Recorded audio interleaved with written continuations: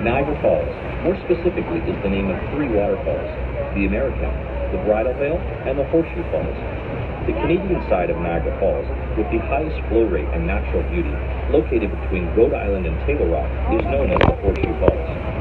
As a natural world wonder, the Horseshoe Falls name is derived from the crescent or horseshoe shape of the crestline, and the city of Niagara Falls, in all its natural beauty, continues to be a holiday spot for millions of visitors each year.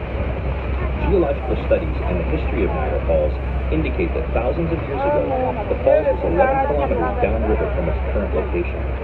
Erosion was a major issue associated with Canadian Falls. The average rate of erosion of Niagara Falls was as much as 1 meter per year until the early 1950s.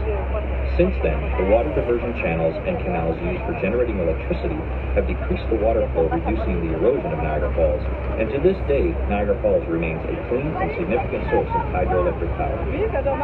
There are over 500 waterfalls in the world total, but Niagara Falls is the biggest waterfall in the world by volume of water flow, at an average of 750,000 gallons per second. Niagara Falls' interesting facts include the white foam floating on the water is dissolved limestone and is created naturally due to the massive erosion forces of falling water.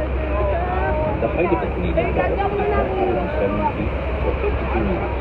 The estimated crestline is 3,600 feet or 670 meters wide. And the depth of the river at the base of the falls, 184 feet or 56 meters deep.